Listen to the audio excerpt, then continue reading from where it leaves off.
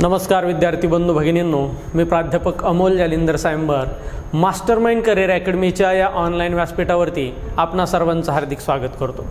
मित्रांनो बघा, काल झालेल्या 3 एप्रिल 2022 रोजी झालेल्या संयुक्त गट क पूर्व परीक्षेचा जे गणित बुद्धिमत्ताचे स्पष्टीकरण आहेत, हे स्पष्टीकरण आपण आजच्या लेक्चरमध्ये पाहणार आहोत।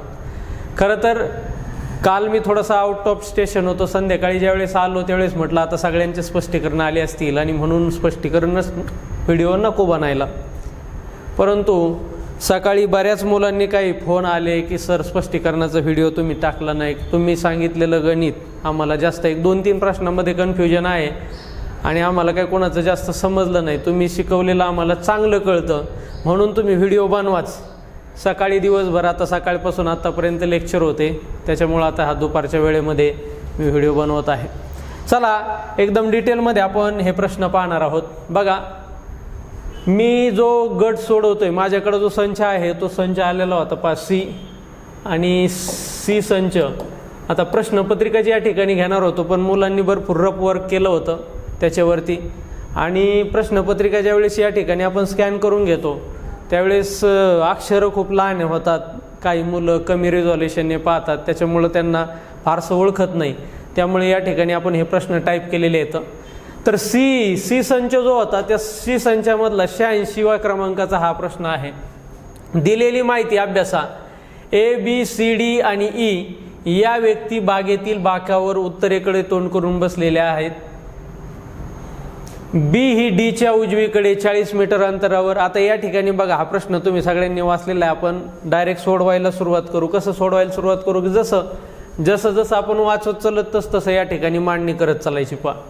आता दिलेल्या माहितीनुसार काय आहे, ABCD आणि E या बागेमध्ये उत्तरेकडे तोंड करून बसलेले आहेत, म्हणजे सगळ्यांचं तोंड कुठे आहे तर उत्तरेला आहे, वरती तोंड आहे।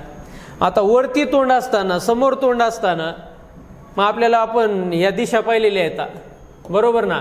ही उत्तर, मग उजवीकडे कोणती असती, पूर्व असती, इकडं असती पश्चिम, खाली असती दक्षिण, या पद्धतीने आपल्याला हे करायचं आहे। उजवी बाजू म्हणजे आता पूर्वीकडं, डावी बाजू पश्चिम, म्हणजे आपल्याला या बाजू कळाव्यात। आता त्यांनी सांगितलंय काय, बी ही डीच्या उजवीकडं, बी कुठं आहे डीच्या उजवीकडं, म्हणजे जर डी इथं असेल तर बी कुठं उजवीकडे घ्यायचंय आणि यांच्यामधलं अंतर सुद्धा दिलंय। बघा अंतर काय दिलंय, किती मीटर आहे, 40 मीटर आहे। मी इथं 40 मीटर अंतर घेतलं, डी आणि बी यांच्यामधले असणारं अंतर आहे। ए ही बीच्या दक्षिणेला 60 किलोमीटर अंतरावर आहे, 60 मीटर अंतरावर आहे। आता बी पासून खाली दक्षिणेला 60 मीटर अंतरावर कोण आहे, ए। सी ही डीच्या पश्चिमेला, डीच्या पश्चिमेला म्हणजे आता डी पासून अजून पलीकडे जायचंय, इकडं सी आहे, सी डीच्या पण पश्चिमेला आहे आणि त्यांच्यामधलं अंतर किती आहे तर 50, अंतर आहे 50 मीटर। आणि ई ही एच्या उत्तरेला 70 मीटर। आता ए पासून उत्तरेला म्हणजे वरती, आता बघा इथून जर गेलो तर हे झालं 60 आणि पुन्हा अजून पुढं 10 जावं लागतंय म्हणजे 70। तर इथं साधारणतः म्हणजे असे टोटल हे 60 आणि हे असे टोटल 70 मीटर। ए पासून इथं कोणी ई, इथं कोणी ई। सी आणि ई यांच्या दरम्यान कमीत कमी अंदाजे अंतराचे मीटरमध्ये सर्वात उचित वर्णन करणारा पर्याय निवडा। आता तुम्हाला ह्या सी मध्ये आणि ह्या ई मधल्या अंतराचं सरळ आपल्याला हे अंतर जोडायचं आहे, यांचं वर्णन करणारा पर्याय तुम्हाला निवडायचा आहे खाली। मग आता इथं बघा, इथं काय होतंय, पायथागोरसचं काटकोन या ठिकाणी तयार होतोय, पायथागोरसचं प्रमेय होतंय। मग पायथागोरसच्या प्रमेयामध्ये आपण पाहिलेलं आहे कर्ण वर्ग बरोबर पाया वर्ग अधिक उंची वर्ग। मग आता इथं जर पाया बघितला तर पाया किती, हा 50 आणि 40 म्हणजे पाया किती आहे 90चा वर्ग, आणि उंची जर पाहिली तर 10चा वर्ग। मग 9चा वर्ग किती येतो 81, आणि जर 0 असेल तर त्याच्या पुढे 2 शून्य, शून्य कधी गटामध्ये येतात, आणि जर 10चा वर्ग पाहिला तर 100। म्हणजे या ठिकाणी हे वर्गमुळात यांची बेरीज केली आपण तर किती होती, वर्गमुळात 8200 हे असणारे कर्णाचं माप, म्हणजे ह्याचं माप असणारे। मग आता ती किंमत काढायची आपल्याला. मग आता बघा थोडक्यात आपण इथं समजून घ्या. तर 90पेक्षा जास्त आहे, कारण 90चा वर्ग जर बघितला आपण तर किती येतोय, 9981 म्हणजे 8100 येतोय. ओके, 9981 8100 येतोय. आणि जर आपण हे 90चा वर्ग आहे आणि जर आपण 91चा वर्ग पाहिला तर 91चा वर्ग काढणं अवघड आहे का? 2-3 प्रकारे आपण वर्ग काढतो. बर, हे काय 91 ही संख्या 100पेक्षा 9ने लहान आहे, म्हणून 91 मधून जर 9 वजा केले 82 आणि 9चं वर्गमूळ 81 म्हणजे 81 82 82 81 म्हणजे 8281 हा 91चा वर्ग आहे. आणि 90चा वर्ग काय आहे? हा आहे 8100 आहे. किंवा आपल्याला दुसऱ्या पद्धतीने पण वर्ग काढता येतो. तुम्हाला वर्ग काढणं काय अवघड नाही. मग आता आपल्याला फक्त पर्याय निवडायचा आहे की आता हे या दोन्हींच्या दरम्यान, आता बघा ह्या आपल्याला काय उत्तर आलंय, वर्गमुळात 8200 आलंय. म्हणजे येणारं आपलं उत्तर काय आहे, ह्या 90च्या वर्गापेक्षा जास्त आणि 91च्या वर्गापेक्षा कमी असा असणारा ऑप्शन आपल्याला याच्यामधून निवडायचा आहे. मग आता पहिलं या ठिकाणी पर्याय वाचूयात आपण. ते निश्चितपणे 90पेक्षा जास्त असणारच, हे तर शुअर आहे. 90पेक्षा जास्त असणार हे तर बरोबरच आहे, याच्यात काही चूक नाही. पण आपल्याला काय सांगितलंय, सर्वात उचित वर्णन करणारं म्हणजे त्याच्यापेक्षा याच्यापेक्षा अजून काही जर चांगलं असलं, ते जर बरोबर असलं तर ते आपल्याला पाहिजे.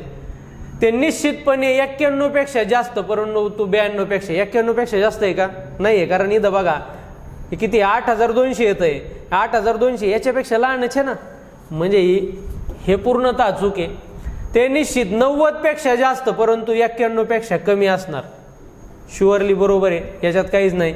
ते निश्चित 91पेक्षा कमी असणार, 91पेक्षा कमी असणार हे सुद्धा उचित आहे.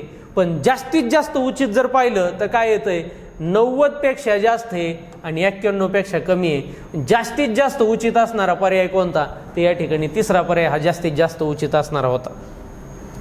त्याच्यानंतर आता पुढील माहिती राज्याचे क्षेत्रफळ आणि लोकसंख्या बाबतीतची आहे. आता या ठिकाणी क्षेत्रफळ दिलंय चौरस किलोमीटरमध्ये आणि लोकसंख्या दिलेली आहे लाखामध्ये. डेटा इंटरप्रिटेशनचा असणारा हा प्रश्न होता. मग आता इथं हे लाखामध्ये म्हणजे 16 लाख, काय हे 16 लाख, 5 शून्य द्यायचे याच्या पुढं. हे किती आहे 10 लाख, अजून 1 शून्य, हे किती 4 लाख, 5 शून्य द्यायचे 3 लाख. ओके, मग आता जर आपल्याला लोकसंख्येची घनता काढायची आहे, कुठं घनता सर्वात, या ठिकाणी बघा सर्वात दाट लोकसंख्या असणारे राज्य कोणते, म्हणजे आपल्याला लोकसंख्येची घनता काढायची. मग घनता कशी काढत असतो आपण, लोकसंख्या भागिले क्षेत्रफळ. लोकसंख्या इथं दिलेली आहे, लोकसंख्या किती आहे ही, आणि याला क्षेत्रफळाने भागावं लागेल. म्हणजे याला कशाने भागावं लागेल, आपल्याने 80,000 चौरस किलोमीटर याने भागलं. इकडचे 4 शून्य गेले, इकडचे 4 शून्य गेले, 8 1 8, 8 2 16. या ठिकाणी बघा 20, या ठिकाणी 20 घनता येते, काय 20 चौरस किलोमीटर. म्हणजे एका चौरस किलोमीटरमध्ये किती लोक राहत आहेत, 20 लोक राहत आहेत. बरं, इकडे जर आता दुसरं राज्य पाहतोय आपण, याला कशाने भागावं लागेल, 50,000. या ठिकाणी हे 4 शून्य गेले, हे 4 शून्य गेले, राहिले काय आता इथं 100. 5 1 5, 5 2 10, याचं सुद्धा उत्तर काय आलं 20. या राज्याची सुद्धा घनता 20 आहे. बरं, आता इथं पुन्हा याला आपल्याला कशाने 10,000ने भागायचं आहे, 10,000ने भागू. हे 4 शून्य गेले, हे 4 शून्य गेले, म्हणजे इथं किती घनता आली 40. किती आली इथं घनता 40.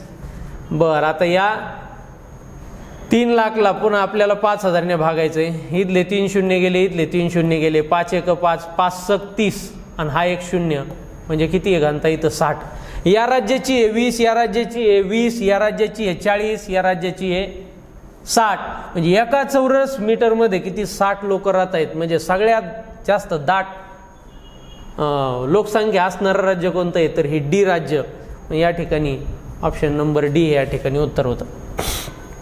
त्याचनंतर पुन्हा बघा, साखरेची किंमत 60% वाढली तर घरात किती टक्के साखर किती टक्के वापरावी, म्हणजे खर्चात वाढ होणार नाही. आता हा प्रश्न जर म्हणाल ना तर एकदम बेसिक मधला बेसिक प्रश्न, कोणी तोंडी सोडू शकतं, सगळ्यांना माहिती झाले आहेत. सर्रास प्रश्न पडतायत. आता ज्यांनी सूत्रांनी सोडतात, सूत्रांनी कसं सोडणार, टक्के गुणिले 100 टक्के अधिक 100. कारण काय काढायचं आहे आपल्याला, पेक्षा कमी. या ठिकाणी काय करायची, आपल्याला वापर कमी करायचा आहे, म्हणजे पेक्षा कमी काढायची. किती कमी करावी, नाही तर आपण हे समचलनाने पण सोडू शकतो. कसं बघा, साखरेची किंमत पहिली किती होती, 100% होती, आता किती झाली, 160% झाली. म्हणजे बघा, पहिली होती 100%, आता किती झाली, 160% झाली.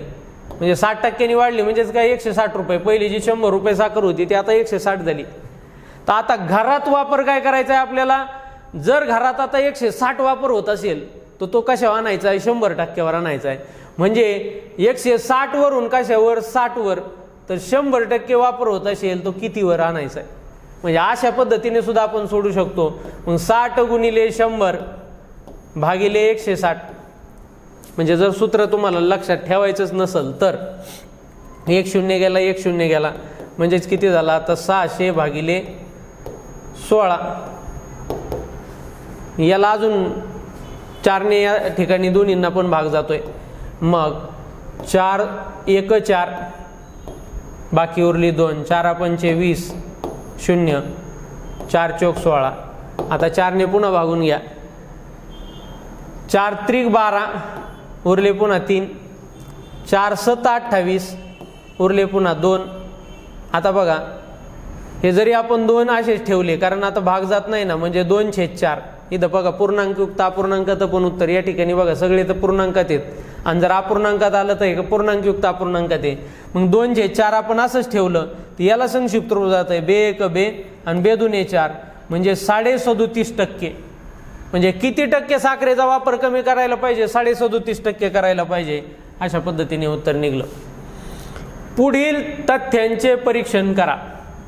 अणू बाणूपेक्षा वजनदार आहे. आता बघा, या ठिकाणी वजनदार आणि उंची, इथं बघा, इथं उंची दिली आणि काही ठिकाणी वजन दिलंय. म्हणजे उंचीचा आणि वजनाचा आपण या ठिकाणी गट करू. म्हणजे वजना वाईज आणि उंची वाईज. कोण वजनदार आहे, वजन, आणि कोण उंच आहे, याच्यावर आपण गट, दोन्ही गटामध्ये असणारे सर्व मेंबर मांडून घ्यायचे. आता बघा, अणू बाणूपेक्षा वजनदार आहे. म्हणजे अणू बाणूपेक्षा वजनदार आहे म्हणून आपण काय करू, अणूवरती लिहू, याच्यामध्ये एखादी जागा ठेवा. कारण बाणूपेक्षा एखादी असू शकते अजून, तर मध्ये आपण लिहायला जागा ठेवली. अणू बाणूपेक्षा वजनदार आहे, म्हणजे अणू वजनदार आहे म्हणून या ठिकाणी बघा, अशी जी वजनदार आहे ती वरती लिहिली, जी कमी वजनाची आहे खाली लिहिली. उंचीच्या बाबतीत पण तसंच करणार आहेत आपण, जे जास्त उंचीचं आहे ते वर लिहिणार, खाली, म्हणजे अशा पद्धतीने करतोय आपण. दुसरं या ठिकाणी वाच, सिंथिया दिनापेक्षा उंच आहे. आता इथं सिंथिया ही दिनापेक्षा उंच, यांच्यामध्ये पण जागा ठेवा, एखादं जर कोणी घुसलं तर. दिनापेक्षा उंच आहे. बाणू दिना इतकीच उंच आहे. म्हणजे आता अजून एक आली आहे बघा, बाणू. ही बाणू ही दिना एवढीच उंच आहे, म्हणजे इथली ही बाणू इथं आली. आता दिना इतकी उंच आहे, परंतु तिच्यापेक्षा वजनदार आहे. म्हणजे दिनापेक्षा बाणू काय आहे, वजनदार आहे. म्हणजे दिना कुठं आली पाहिजे, खाली आली पाहिजे. दिना वजनदार इथं घेतला आपण. बाणू दिना इतकीच उंच आहे पण तिच्यापेक्षा वजनदार आहे. बाणू तिच्यापेक्षा वजनदार आहे म्हणून वजनाच्या बाबतीत आपण तिला वर लिहिलंय. दिना अणूपेक्षा उंच आहे. दिना अणूपेक्षा उंच आहे म्हणजे अणू आपल्याला काय करावं लागेल, खाली लिहावं लागेल. इथं अणू कमी उंचीचे आहे. आणि आता वाक्य संपले. आता बघा, उंचीमध्ये आपल्याला सगळ्यांचे स्थान सांगता येतील. सिंधिया सगळ्यात उंच आहे, दिना आणि बाणू सारख्याच उंचीचे आहेत, अणू सगळ्यात बुट्टी. पण या ठिकाणी वजनाच्या गटामध्ये ही जी सिंथिया आहे ही सिंथिया दिलेलीच नाही. म्हणजे सिंथिया बघा इथं पण असू शकते सगळ्यात उंच, ती सगळ्यात वजनदार, किंवा इथं पण असू शकते अणूपेक्षा कमी आणि बाणूपेक्षा जास्त वजनाची, किंवा इथं असू शकते बाणूपेक्षा कमी आणि दिनापेक्षा जास्त वजनाची, किंवा इथं पण असू शकते सर्वात कमी वजनाची. म्हणजे या सिंथियाचं स्थान या ठिकाणी दिलेलं नाही. म्हणून वजनाच्या बाबतीत जर का सिंथियाबद्दल आपण काही स्टेटमेंट आलं तर ते आपण त्याच्याबद्दल काहीच लिहू शकत नाही, ते मांडू शकत नाही. मग आता बघा, सर्वात सिंधिया वजनदार, वजनाचा आणि सिंधियाचा विषय आला की विषय सोडून द्यायचा. या ठिकाणी आपल्याला ते निष्कर्ष अचूक येऊ शकत नाही. अणू निश्चितपणे सर्वात वजनदार आहे आणि बुटकी आहे. बघा अणू दिलेल्यापैकी अणू सगळ्यात वजनदार आहे, पण सिंधी आपल्याला माहित नाही. सिंधी जर वरती असली तर तिच्यापेक्षा अणूपेक्षा वजनदार होऊ शकते नाही, आपण शुअरली सांगू शकत नाही. आणि इथं काय सांगितलंय, निश्चितपणे सर्वात वजनदार. निश्चितपणे तर सांगू शकत नाही आपण सर्वात वजनदार, मात्र सर्वात बुटकी आहे हे बरोबर आहे वाक्य. म्हणजे हे सुद्धा निश्चितपणे हा शब्द आला म्हणून हे सुद्धा काय आहे या ठिकाणी चूक आहे. त्याच्यानंतर सिंधिया सर्वात वजनदार आहे, परंतु सर्वात उंच कोण. आता सिंधिया सर्वात वजनदार म्हणजे ही सिंधिया वजनाचा आणि सिंधियाचा विषय या ठिकाणी लगेच कट होतो हिचं वजनाबद्दल, कारण ती वजनाच्या कॉलममध्ये आलेलीच नाही, ती सांगू शकत नाही. आता चौथा ऑप्शन बघा, सर्वात वजनदार कोण याविषयी निष्कर्ष काढणे अशक्य आहे. बरोबर आहे, कारण इथं निष्कर्ष काढणे अशक्य आहे, कारण इथं कुठं पण ती असू शकते, अशक्य आहे. परंतु अणू निश्चितपणे सर्वात बुटकी आहे, अणू मात्र निश्चित बुटकी याच्या हे तर आपल्याला शुअरली या ठिकाणी सांगता येते. या ठिकाणी चौथा असणारा पर्याय बरोबर आलेला आहे. त्याच्यानंतर बघा पुढे 5 विधाने आणि नंतर 3 विधाने असे क्रमाने एकत्र करून एक पर्याय जुळवले आहेत. त्यातून तार्किकदृष्ट्या यथार्थ युक्तिवाद निर्देशित करणारा पर्याय निवडा. युक्तिवाद यथार्थ ठरवण्यासाठी जुळणीतील तिसरे विधान हे आधीच्या दोन विधानावर आधारित असलं पाहिजे. आधारित निष्कर्ष विधान असायला हवे. म्हणजे 2 विधान, आपण बघा विधान आणि निष्कर्ष जो देतो त्या पद्धतीचा हा प्रश्न आहे. 2 विधान असले पाहिजेत आणि त्या 2 विधानाचं निष्कर्ष विधान हे तिसरं असलं पाहिजे. असे या 5 पैकी आपल्याला ट्राय करायचे. मग आता इथं जर आपण हे वाचून बघितलं तर वाचून आपल्याला फारसं कळत नाही, म्हणून आपण काय करा, एक ऑप्शन ट्राय करा की त्या ऑप्शनमध्ये आपल्याला तसं येतंय का. मग आता जर आपण पहिला ऑप्शन ट्राय केला तर पहिल्या ऑप्शनमध्ये काय बघा, बी म्हणजे काय, ही इम्प्रो हा आधुनिक उद्योग आहे त्यांनी दिलेलं आहे. त्या उद्योगाची आपल्याला माहिती नाही, आधुनिक आहे नाही आधुनिक आहे, त्यांनी दिलेली माहिती आहे. त्या आधारे आपल्याला विधान, त्या विधानाच्या आधारे निष्कर्ष काढायचं. हे एक विधान दिलं समजा, हे पहिलं विधान. बरं, दुसरं विधान काय, ई.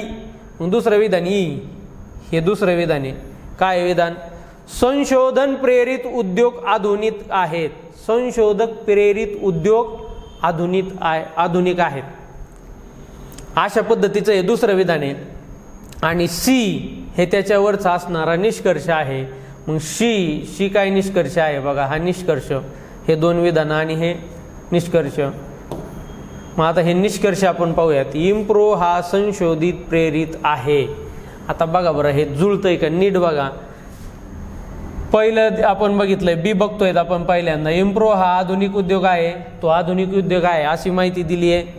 याच्यामध्ये दुसऱ्या विधानामध्ये झालंय, सांगितलंय संशोधन प्रेरित आधुनिक उद्योग आहे, संशोधक प्रेरित आधुनिक उद्योग आहे. आणि इथं दिलंय पुन्हा त्याच्या निष्कर्षामध्ये दिलंय इम्प्रो हा आधुनिक प्रेरित उद्योग आहे, आधुनिक प्रेरित उद्योग आहे. म्हणजे या ठिकाणी बघा तर हा पहिला असणारा पर्याय हा काही प्रमाणामध्ये या ठिकाणी थोडासा बरोबर वाटतोय. पण आता दुसरा या ठिकाणी आपण पर्याय बघू. या दुसऱ्या पर्यायामध्ये बघा काय दिलेलं आहे, BCE. मग आता बी जर बघितला तर बी काय, इम्प्रो हा आधुनिक उद्योग आहे. ओके, म्हणजे बी हे जे विधान आहे पहिलं विधान, हे विधान इथं पण तसंच कंटिन्यू केलंय. त्याच्यानंतर दिलंय सी म्हणजे काय, हे हा निष्कर्ष जो आहे तो निष्कर्ष ज्याच्यामध्ये दिलाय हे दुसरं विधान म्हणून दिलाय. काय निष्कर्ष दिलाय, इम्प्रो हा आधुनिक संशोधक दन प्रेरित आहे. इम्प्रो हा आधुनिक उद्योग आहे आणि इम्प्रो हा संशोधन प्रेरित आहे. म्हणजे हे 2 विधानं दिलेत, इम्प्रो बद्दल माहिती असणारे हे 2 विधानं दिलेत. ओके, आणि पुन्हा काय दिलंय तर संशोधित प्रेरित उद्योग आधुनिक आहे. मग जर याचं अनुमान जर पाहिलं तर मला तर असं वाटतंय की दुसरा ऑप्शन या ठिकाणी बरोबर यायला पाहिजे, तो पहिल्यापेक्षा. पण पहिला किंवा दुसरा या दोन्हीमध्येच असणारं हे उत्तर आहे. मग आता ॲन्सर की आल्याच्या नंतरच या ठिकाणी कळलं की काय वेगवेगळ्या ह्याचे वेगवेगळे मतं आहेत, कारण असं कॉन्क्रीट या ठिकाणी तिथं सांगू शकत नाही आहेत आपण. चला आता पुढचा प्रश्न या ठिकाणी पाहतोय आपण. एक बांधकाम करण्यासाठी 10 समान वेगाने काम करणाऱ्या कामगारांची नेमणूक केली 2 कामगारांनी दुसऱ्या दिवशी काम सोडले, दुसऱ्या दोघांनी तिसऱ्या दिवशी काम सोडले, हे का असे काम संपेपर्यंत चालू राहिलं, म्हणजे 2 जणांनी काम सोडणे काम संपेपर्यंत चालू राहिलं, याच्या परिणामी काम संपायला 2 दिवस जास्त लागले. जर 10 कामगारांनी सर्व दिवस काम केले असते तर काम करायला लागणारे दिवस निवडा. आता 10ची 10 जर कामगारांनी पूर्ण वेळ काम केलं असतं तर काम करायला किती दिवस लागले असते हे विचारले. आता दिलेली पहिली कंडिशन या ठिकाणी आपण ट्राय करूत बघा. म्हणजे पहिल्या दिवशी बघा, हे पहिला दिवस, दुसरा दिवस, तिसरा दिवस, चौथा दिवस, 5वा दिवस. हा बघा, आता पहिल्या दिवशी 10 कामगारांनी काम केलं. आता काम काय करतायत आपल्याला माहीत नाही, म्हणजे त्यांना खड्डे खांदायला दिलेत का काही वस्तू बनवायला दिल्यात आपल्याला ते माहिती नाही. मग या ठिकाणी आपण काम कसं घेऊ. आता समजा त्यांना खड्डे खांदायला दिलेत, एक माणूस दिवसात 1 खड्डा खांदतो, एक माणूस एका दिवसाला किती खड्डा खांदतो. मग या ठिकाणी खड्डे पहिल्या दिवशी किती खांदून होतील, 10 खड्डे खांदून होतील, कारण 10 जण आहेत, 10 खड्डे खांदतील, म्हणजे याला 10 युनिट म्हणू शकता तुम्ही. युनिट म्हणजे काही पण, त्यांना खड्डे खांदायचं देऊ द्या, नाही तर दुसरं काही एखादं काम देऊ द्या, 10 युनिट म्हणू, किंवा तुम्हाला समजण्यासाठी खड्डे जास्त सोपे. 10 खड्डे खांदले. मग दुसऱ्या दिवशी 8च जण होते, मग 8 जण किती खड्डे खांदतील, 8 खड्डे खांदतील. तिसऱ्या दिवशी किती येतं, 7 जण होते, 6 खड्डे खांदतील. काम संपेपर्यंत असं चालू राहणार आहे. आपल्याला माहिती आहे काम कधी संपणार आहे, पण आपण या ठिकाणी मांडले इथं पुन्हा काय होणार आहे, 4, नंतर 5व्या दिवशी 2, अशा पद्धतीने मग या ठिकाणी काम संपलं असं आपण समजू. आपल्याला माहित नाही, कारण आता या पर्यायामध्ये जर आपण बघितलं तर या ठिकाणी अजून 2 आपण घेऊ शकतो, पण आता इथं माणसं संपतायत. असं जर चालू राहिलं तर 5व्या दिवसापर्यंत कुणीच, 6व्या दिवशी काम करायलाच कुणी उरत नाही, म्हणून या ठिकाणी आपण 5 पर्यंत मांडून घेतलंय. अशा पद्धतीने मग याच्यात कुठंतरी काम मध्ये संपलेलं असू शकतं. आता बघा खड्डे किती खांदून झाले, काम किती झालं या ठिकाणी बघा, काम किती झालं, 10 आणि 8 18, किंवा इकडून जाऊ उलट, 2 आणि 4 6, 6 आणि 6 12, 12 आणि 8 20, 20 आणि 10, म्हणजे 30 खड्डे या ठिकाणी खांदून झाले, 30 युनिट काम झालं. आता जर 10ची 10 जर या ठिकाणी कामगार जर असते तर पहिल्या दिवशी किती खड्डे खांदले असते, 10 खड्डे खांदले असते, दुसऱ्या दिवशी सुद्धा 10 खड्डे खांदले असते, तिसऱ्या दिवशी सुद्धा 10 खड्डे खांदले असते. म्हणजे बघा आपल्याला काय सांगितलं त्यांनी, त्यांच्यात काम संपायला 2 दिवस जास्त लागले. त्याच्यामुळं काय झालंय, 2 दिवस जास्त लागले. म्हणजे बघा यांच्यातला फरक 2 दिवसाचा आला पाहिजे. आता इथं बघा 5 दिवस, यांच्यातला 2 दिवसाचा फरक ठेवण्यासाठी आपण इथं बघा हे 5 दिवस आहेत, दिवस किती आहेत, हे 5 आहेत, इथं आपण हे 3च दिवस घेतले, तर यांचे काम तेवढं होतंय का बघा. तर यांचं काम त्या ठिकाणी तेवढंच होतंय, कारण पहिल्या दिवशी 10 खड्डे, दुसऱ्या दिवशी 10 खड्डे, तिसऱ्या दिवशी 10 खड्डे, किती खड्डे, 30 खड्डे. यांनी सुद्धा किती खड्डे खांदले, 30 खड्डे खांदलेत. यांनी 5 दिवसात खांदले, यांनी 3 दिवसात खांदले. यांच्यातला फरक बरोबर 2 दिवस या ठिकाणी आलेला आहे. म्हणून या ठिकाणी त्यांनी जर 10ची 10 कामगारांनी काम केलं असतं तर काम करायचे दिवस किती लागले असते, तर 3 दिवस लागले असते. म्हणजे या ठिकाणी दुसरा ऑप्शन या ठिकाणी बरोबर आहे. त्याच्यानंतर जर अक्षरगट HJLN चा संकेत ILOR असा असेल तर त्याच तत्वाने पुढे दिलंय DFJ अक्षरगटासाठी कोणता पर्याय या ठिकाणी वापरला जाईल. आता जर आपण इथं संबंध बघितला तर बघा Hच्या नंतर इथं लगेच I येतोय, म्हणजे यांच्यातला जो फरक आहे तो फरक काय आहे, +1चा फरक आहे. जर J आणि L मध्ये फरक पाहिला तर Jचा नंबर किती येतो 10 आणि Lचा किती येतो 12, म्हणजे यांच्यातला फरक कितीचा आहे, +2चा फरक आहे. L आणि O, आता Lचा नंबर किती आहे 12 आणि ओचा नंबर किती आहे 15, म्हणजे यांच्यामध्ये फरक जर पाहिला तर कितीचा आहे 3चा फरक आहे. आणि Nचा नंबर आहे 14 आणि Rचा नंबर आहे 19, म्हणजे या ठिकाणी 18 4चा फरक. म्हणजे आपण जर बघितलं तर 1 2 3 4 अशा क्रमाने फरक वाढत चाललेला आहे. मग आता याच्यानंतर क्रमाने येणार मग Dच्या नंतर क्रमाने येणारा अक्षर काय, पहिल्यात 1चाच फरक आहे E. मी Fच्या नंतर क्रमाने येणार दुसरा अक्षर घ्यायचा आहे एफ नंतर काय असतं, एफ जी एच, काय घ्यायचं आहे मग एच. नंतर एचच्या नंतर क्रमाने येणारं तिसरं अक्षर एच आय जे के, या ठिकाणी काय आला पाहिजे के, तिसरं अक्षर. जेच्या नंतर क्रमाने येणारं चौथं अक्षर, जेचा नंबर आहे 10. 14 नंबरला कोण येतं, तर 14 नंबरला येतो एन.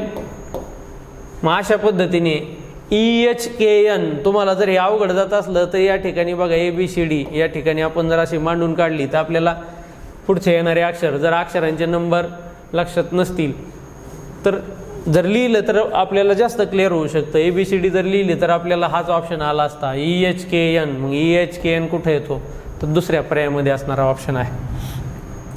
त्याच्यानंतर बघा पुढील दिलेल्या रंगाच्या हिरवा, निळा, लाल अशा खड्यांच्या क्रमिक माळा दिलेल्या आहेत. जी म्हणजे ग्रीन आहे बरं का, बरोबर. बी म्हणजे निळा, या ठिकाणी बघा निळ्यासाठी काय ब्ल्यू, आणि आर म्हणजे काय रेड. म्हणजे अशा माळा आहेत, असे मणी आहेत त्यांचे, त्याच्यामध्ये मणी टाकलेले आहेत. तर सगळ्या सारख्या या ठिकाणी बघा पुढं काय सांगितलंय, जर पहिला व शेवटचा खडा शेजारी ठेवले तर यातील कोणत्या दोन माळा समान येतील. म्हणजे जर तुम्हाला अशी माळ करायची, याची माळ करायची म्हणजे काय की हे जे आहे ना ह्या माळेमध्ये हे आलं पाहिजे. म्हणजे आता समजा एक्स जर घेतला आपण तर बघा हा जी म्हणजे ग्रीन, पुन्हा हा बी आर, अशा पद्धतीने मांडणी करायची तुम्हाला. पुन्हा बी, पुन्हा आर, बी आर आर बी आणि बी आर. म्हणजे आता बघा हा पहिला आणि शेवटचा खडा एकाला एक जुळवले, मग अशी माळ तयार झाली पूर्णतः. मग अशीच माळ असणारी पुढची कोणती माळ याच्यासारखी असेल तर आता आपल्याला इथं ओळखण्यासाठी बघा समान असणार आहे या ठिकाणी अक्षर. मग आता इथं बी आर जास्त वेळा आहेत, पण जी शेजारी म्हणजे जी म्हणजे ग्रीन आपल्याला ओळखायला सोपं जाईल. मग हे दोन्ही खडे शेजारी येणार आहे, तिथून पुढे चेक करीत जायचं. मग आता समजा ही माळ टोकाला टोक जोडली तर या ठिकाणी बघा हा जी इथं येईन असं वळून येईन रॅन्डमली. आता बघा इथं वळून येईन. मग आता जी पासून चेक करा, हा येईन. आपण आता इथून तोडली माळ असं समजा, इथून आपण चेक करायला सुरुवात केली, हा जी इथं पहिल्यांदा घेतला, मग जी इथं पण जी आहे, ओके. त्याच्यानंतर इथं आहे बी आर, इथं पण बी आर आहे. त्याच्यानंतर इथं बी आर, इथं मात्र आर बी आहे. मग ह्या दोन माळा सारख्या होऊ शकतात का, ह्या दोन माळा सारख्या होऊ शकत नाही. म्हणजे आता बघा आपण एक्स आणि वाय चेक केली होती, आता एक्स सोबत झेड चेक करू. एक्स सोबत जर झेड चेक केली तर बघा आता जी पासून आपण या ठिकाणी हा आर इथं नेऊन जोडला आपण. आता जोडल्याच्या नंतर आपण चेक कुठून करतोय, तिथं ग्रीन पासून चेक करतोय, म्हणजे इथून. आता इथून चेक करा बघा जी आहे इथं, त्याच्यानंतर बी आर, इथं पण बी आर आहे, त्याच्यानंतर पुन्हा बी आर, त्याच्यानंतर पुन्हा बी आर.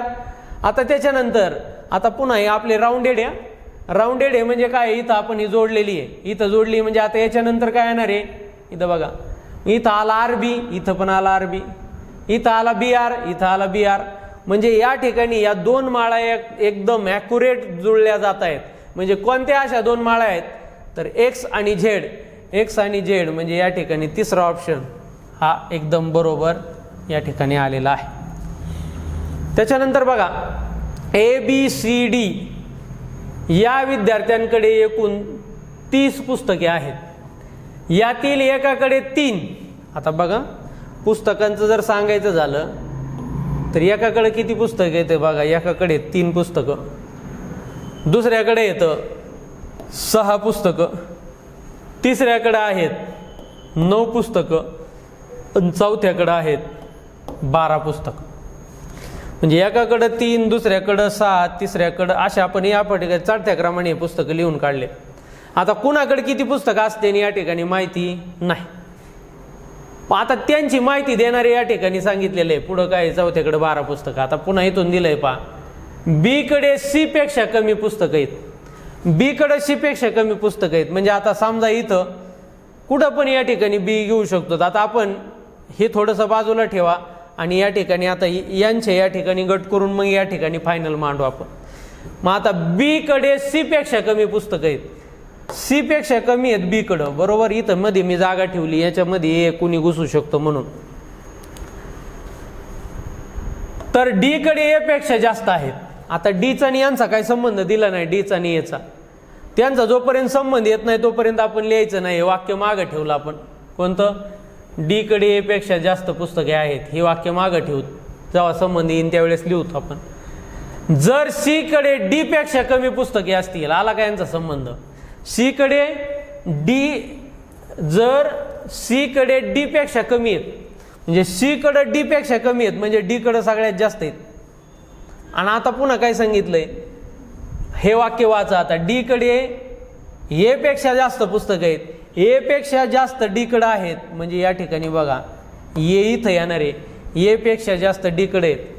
पण आता या ठिकाणी बघा यांच्यातला पुढचा संबंध दिला नाही, कारण पुढे काही प्रश्न डायरेक्ट विचारला आहे. तर सत्य असतीलच अशी नसणारे किंवा नसणारी विधाने निवडा. म्हणजे सत्य नसणारी म्हणजेच असत्य असणारी, म्हणजे असत्य असणारं विधान या ठिकाणी तुम्हाला निवडायचं. म्हणजे कोणतं विधान या ठिकाणी असत्य येऊ शकतं, या चारपैकी आपल्याला निवडायचं. तर आता या विधानापर्यंत डायरेक्ट म्हणजे माहिती तर आपल्याला एवढीच दिली. म्हणजे आता ये एकदम फायनल कुठं असेल ते सांगू शकत नाही. ये फक्त एवढं कळतंय की तो डी पेक्षा कमी आहेत त्याच्याकडे पुस्तकं, डी पेक्षा कमी आहेत म्हणून त्याच्याकडे सी पेक्षा जास्त असू शकतात, म्हणजे ए इथं येऊ शकतो. किंवा त्याच्याकडे सी पेक्षा कमी पण असू शकतात, म्हणजे ए इथं पण येऊ शकतो.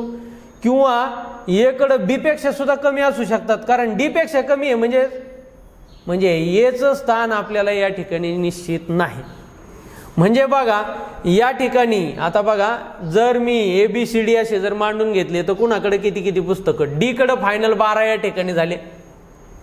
पण मात्र या ठिकाणी जर बघितलं तर हे 9 पुस्तकं कोण कोण येतं याच्यामध्ये सी एक येऊ शकतो आणि ए एक येऊ शकतो. सी आणि ए ह्या दोन्हीपैकी कुणी येऊ शकतं. हे 6 पुस्तकं कुणाकुणाकडे असू शकतात? तर 6 बघा. आता हे आपण हे दोघं लिहून टाकले इथं, हे दोघं. आता इथं आपल्याला इथं 6 पुस्तकं कुणाकुणाकडे असू शकतात? तर बी कडं असू शकतात, ए कडं असू शकतात, किंवा या सी कडं पण असू शकतात. पहा इथं जर आपण मध्ये ए घातलं तर सी इथं येऊ शकतो ना, म्हणजे सी इथं खाली येऊ शकतो. म्हणजे इथं सी ए आणि या ठिकाणी जर खाली जर ए गेला तर बी सुद्धा वरती येऊ शकतो, म्हणजे बी सुद्धा या ठिकाणी येऊ शकतो. आणि खाली जर पाहिलं तर ए आणि बी हे दोघं जण असू शकतात. म्हणजे आता मी या ठिकाणी बाकीचं मटेरियल या ठिकाणी पुसून काढतो. म्हणजे अशा पद्धतीने ही मांडणी येईल. एक तर सी कडे 12 असणार आहेत, 9 कुणाकडे असू शकतात? सी कडे असू शकतात आणि ए कडे असू शकतात. 6 कुणाकडे असू शकतात? ए कडे असू शकतात, बी कडे असू शकतात आणि सी कडे असू शकतात. 3 मात्र ए कडे आणि बी कडेच असू शकतात. अशा पद्धतीने आपल्याला पुस्तकाचं या ठिकाणी वर्गीकरण मिळलं. आता मग या ठिकाणी आपण माहिती वाचू. ए आणि बी या दोघांकडे मिळून किमान 12 पुस्तके असणारच. ए कडं आणि बी कडं मिळून किमान 12 पुस्तकं असणार. आता बघा, जर मी इथं ए कडं 3 पुस्तकं घेतली, ए कडं किती पुस्तकं घेतली? 3 पुस्तकं घेतली. आणि बी कडं, आता ए कडं जर 3 घेतली तर बी कडं किती घ्यावं लागतील तुम्हाला? 6 पुस्तकं घ्यावं लागतील. जर या दोन्हीवरून जर आपण पाहिलं, कोणत्या दोन्हीवरून? याला जर तुम्ही ए घेतलं, या 3ला जर ए घेतलं, म्हणजे 3 म्हणजे ए आहे आणि बी म्हणजे जर 6 आहे, असं जर घेतलं तर या दोन्हींची बेरीज येते 9. आणि 9 म्हणून हे जे पहिलं आहे हे पहिले या पहिल्यावरून चूक निघते. पण जर आपण या बी ची व्हॅल्यू जर 3 घेतली, आता इथं काय करतोय मी, बी ची व्हॅल्यू 3 घेतली, ए ची व्हॅल्यू या ठिकाणी 6 घेतली तरी 9 होतंय. पण ए ची व्हॅल्यू जर 9 घेतली, ए ची व्हॅल्यू बघा, बी ची व्हॅल्यू किती आहे? 3 आणि ए इथं पण येतोय ना. ए ची व्हॅल्यू जर 9 घेतली, मग 3 अधिक 9 काय होतंय? 12 होतंय. मग ह्या जर या पॉसिबिलिटीने जर पाहिलं तर या पॉसिबिलिटीने या ठिकाणी हे बरोबर असणारं विधान आहे. हे काय आहे? मग बरोबर असणारं विधान आहे. म्हणजे असत्य या ठिकाणी होत नाही. या पॉसिबिलिटीने असत्य होऊ शकत नाही. म्हणजे या ठिकाणी हे सुद्धा काय होतंय? बरोबर येतंय. बरं, पुढं आता डी आणि ए दोघांकडे मिळून 15 पुस्तकं आहेत. आता डी आणि ए कडे बघा, डी कुठे आहे? डी कडे आहेत शुअर 12, डी कडे 12 पुस्तकं आहेत शुअर. अधिक पुन्हा कोण ए, आता ए कुठं असू शकतो, इथं असू शकतो, इथं असू शकतो, इथं असू शकतो. पण एकडं कमीत कमी जर म्हणलं तर कमीत कमी जर 3 पुस्तकं घेतली तर 12 आणि 3 किती होतात, 15 पुस्तकं. या ठिकाणी हे सुद्धा बरोबर येतंय.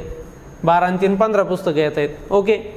त्याच्यानंतर पुढं सी आणि डी या दोघांकडे मिळून किमान 18 पुस्तकं आहेत. आता बघा सी कुठं कुठं येतोय, इथं येतोय, इथं येतोय. ह्या दोन्हीपैकीच कुठंतरी असणारी सी. म्हणजे जर इथं ए आला तर इथं सी, आणि इथं जर सी असला तर इथं ए असेल. अशा पद्धतीने मग आता जर आपण बघितलं सी कडे किती येतं, डी कडे आपण 12 घेऊ शुअर, अधिक सी कडे किती असू शकतात, कमीत कमी जर पाहिलं तर 6 असू शकतात, जास्तीत जास्त 9 पण असू शकतात. कमीत कमी घेऊत आपण. मग 12 आणि 6 किती, 18. मग बघा बरं इथं काय सांगितलंय, सी आणि डी कडे किमान 18 पुस्तकं आहेत.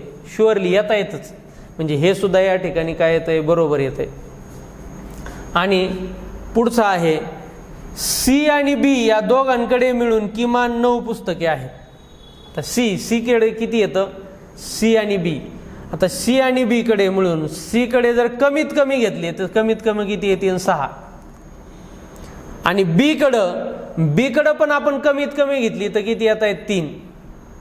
मग सी कडं आणि बी कडं कमीत कमी जरी घेतली तरी किती येत आहेत, 9 पुस्तकं येत आहेत. मग इथं या ठिकाणी बघा सी आणि बी कडं कमीत कमी 9 पुस्तकं असणारच. मग जर असं म्हणाल, कारण आता इथं याचं या ठिकाणी स्थान निश्चित नाही. जर या दोन्हीवरून जर चेक केलं तर पहिले या ठिकाणी असत्य येतंय. पण जर या दोन्हीवरून चेक केलं, ह्या पॉसिबिलिटीने जर चेक केलं तर हे काय येतंय, बरोबर येतंय. हे सुद्धा बरोबर येतंय. म्हणून या ठिकाणी सर्व विधानं या ठिकाणी काय येतं, एकही विधान असत्य नाही, वरीलपैकी एकही नाही. म्हणजे या ठिकाणी हे तिसरं हे या ठिकाणी असणारं उत्तर बरोबर येते. हे वगळून वरील सर्व असत्य नसणारे विधान पाहिजे ना तुम्हाला, म्हणजे असत्य असणारं विधान पाहिजे. हे असत्य असणारं वरीलपैकी एकही नाही, सगळेचे सगळे सत्य असणारे विधान आहेत. मग हा ऑप्शन या ठिकाणी निवडला जातोय. पण जर एखाद्या वेळेस त्यांनी जर काही पॉसिबिलिटी नाही धरली तर मग उत्तर काय येऊ शकतं, तर फक्त हे उत्तर पण या ठिकाणी देऊ शकतात. पण शुअरली तर उत्तर हेच यायला पाहिजे, कारण या सगळ्या पॉसिबिलिटी आपण या ठिकाणी चेक केलेल्या आहेत. त्याच्यानंतर बघा 95 क्रमांकाचं या ठिकाणी उदाहरण, विसंगत गट ओळखा. तर विसंगत इथं बघितलं जर आपण तर बघा 2 ची दुप्पट 4, 1 ची दुप्पट 2. अशी पण बऱ्याच वेळेला अशी पण या ठिकाणी दिलेला असतो परस्पर संबंध. मग आता इथं विसंगत गट म्हणजे वेगळा गट तुम्हाला ओळखायचा. याची दुप्पट या ठिकाणी दिलेली आहे. किंवा बघा 21 ची दुप्पट किती आहे, 42. 42 उलट करून लिहिलं 24, असं पण आपण म्हणू शकतो त्याला. मग इथं 22 ची दुप्पट किती होती, 44. 44 उलटे करून लिहिले तरी 44च येतात. 23 ची दुप्पट किती होती, तर 23 ची दुप्पट होती 46. उलटी करून लिहिली तर काय यायला पाहिजे होतं, 64. म्हणजे या ठिकाणी हे बसत नाही. या बघा 24 ची दुप्पट इथे 48 उलटे करून लिहिले तर 84 येत आहेत. म्हणजे ठराविक लॉजिकने तिन्ही असणारे बरोबर आहेत, मात्र फक्त कोणतं आहे हे चूक आहे. म्हणून या ठिकाणी ऑप्शन नंबर 3 हा वेगळा गट असणार आहे.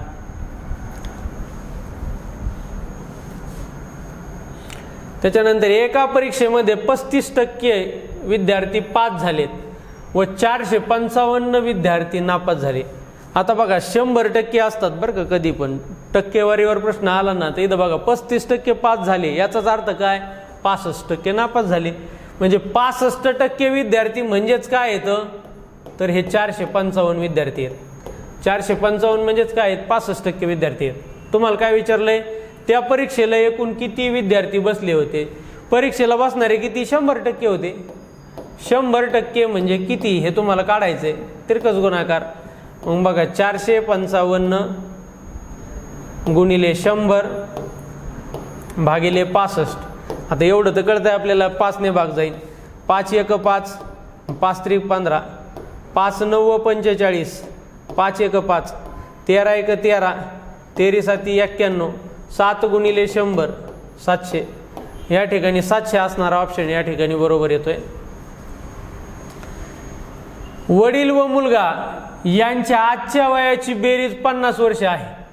4 वर्षापूर्वी वडिलांचे वय मुलाच्या त्यावेळच्या वयाच्या 6 पट होते.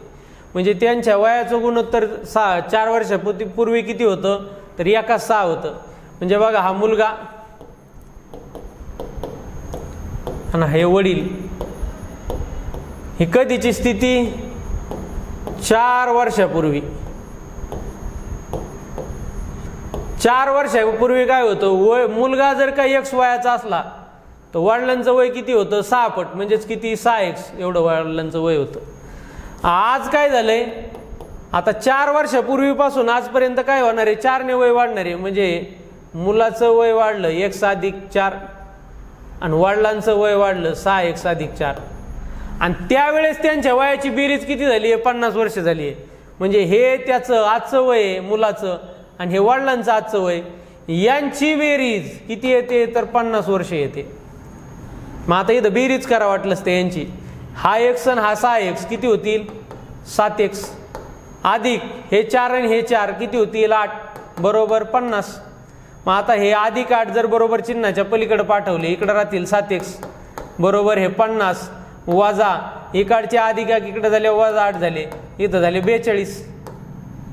7x बरोबर 42. तुम्हाला किंमत कोणाची काढायची, x ची. x बरोबर 42. इकडचे हे जे 7 आहेत हे इकडे आले, त्याला भागिले 7 1 7 7 सकून 42. म्हणजे या ठिकाणी x ची किंमत किती आली, 6. x ची किंमत जर तुम्ही इथं टाकली, याच्यामध्ये जर टाकली, तर तुम्हाला यांची आजची वय निघतील अनुक्रमे. x म्हणजे या ठिकाणी किती आहे बघा, 6. मुलाचं वय जर का 6 आहे अधिक 4, x अधिक 4 म्हणजेच किती झाले, 6 आणि 4 10 वर्ष. मुलाचं वय किती यायला पाहिजे, तर 10 वर्ष यायला पाहिजे. वडिलांचं वय, वडिलांचं किती आहे, 6 गुणिले x. 6 गुणिले x ची किंमत किती आहे, 6 अधिक 4. या ठिकाणी बघा आता 6 6 इकडे बघा, हे 6 6 हे 6 6 झाले 36. 36 अधिक 4 बरोबर 40. म्हणजे वडिलांचं आजचं वय किती येईन, 40. मुलाचं किती येईन, 10. 10 आणि 40 आहे का, तुम्हाला विचारलंय. वडील व मुलगा यांच्या अनुक्रमे वडिलांचं पहिल्यांदा घ्यायचं आणि मुलाचं नंतर घ्यायचं. मग 40 आणि 10 म्हणजे या ठिकाणी या ऑप्शनमध्ये दिलेलं उत्तर आहे. एका अपूर्णांकाचा छेद त्याच्या अंशापेक्षा 5 ने मोठा आहे. छेद 5 ने मोठा आहे. त्या अपूर्णांकाच्या अंशामध्ये 8 मिळवले व छेदातून 1 वजा केले तर 15/11 हा अपूर्णांक मिळतो. तर मूळचा अपूर्णांक कोणता, तो मूळचा अपूर्णांक कोणता आहे हा आपल्याला पाहिजे. मग आता इथं बघा, तो अपूर्णांक घेतला आपण x. बघा, अपूर्णांकाच्या अंशापेक्षा छेद 5 ने मोठा आहे. अंशापेक्षा काय करायचं आहे, छेद 5 ने मोठा, म्हणजे x अधिक 5. नंतर झालं काय की त्याच्या हा ते मूळ अपूर्णांक आहे, हा आपला मूळ अपूर्णांक आहे. नंतर आपण चेंजेस केलेत. काय चेंजेस केलेत की सांगितलं त्याच्या अंशामध्ये 8 मिळवले, म्हणजे हे हा जो x होता या x च्या अंशामध्ये 8 मिळवले आणि छेदामधून 1 वजा केला, म्हणजे x अधिक 5 होतं, तर त्याच्यातून 1 वजा केला तर काय होईल, 4. आणि त्यावेळेस अपूर्णांक काय मिळाला, 15/11. 15/11. तर तुम्हाला तो अपूर्णांक शोधायचा आहे, कोणता होता तो मूळ अपूर्णांक. मग हा आता हा 11 जर इकडे गेला तर याला काय होईल, गुणिले होईल. 11 गुणिले x काय होईल, 11x अधिक 11 गुणिले 8, 11 8 88 बरोबर 15 गुणिले x काय होईल, 15x यांचा गुणाकार अधिक 15 चोक 60. आता बघा, स्वरूप पद एका बाजूला घ्यायची, म्हणजे इकडं 11x आहेत, इकडं 15x आहेत एका बाजूला, इकडं 88 आहेत, इकडं 60 आहेत एका बाजूला. इकडं 88 असेच ठेवू. तिकडचे 60 जर इकडं आणले तर इकडं काय आल्यावर हे अधिक, इकडं आल्यावर काय झाले, वजा झाले. इकडे आहेत 15x, इकडचे 11x इकडं आणल्यावर काय झाले, वजा 11x. मग 15तून 11 गेले, राहिले किती, 4x. 88 मधून 60 गेले, किती राहिले, 28. 28 बरोबर 4x. तुम्हाला x ची किंमत काढायची. x बरोबर 28/4. 4 1 4 4 7 28. x ची किंमत किती आली, तर x ची किंमत आली 7. मग तुम्हाला काय करायचंय, तर तो मूळचा अपूर्णांक कोणता. मग मूळचा अपूर्णांक इथं दिलेला आहे, काय आहे, x छेद x अधिक 5.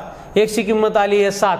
म्हणजे आता बघा, हा झाला 7 एक्स म्हणजे काय 7 आणि इथं काय 7 अधिक 5, 7 आणि 5 किती 12, म्हणजे 7/12.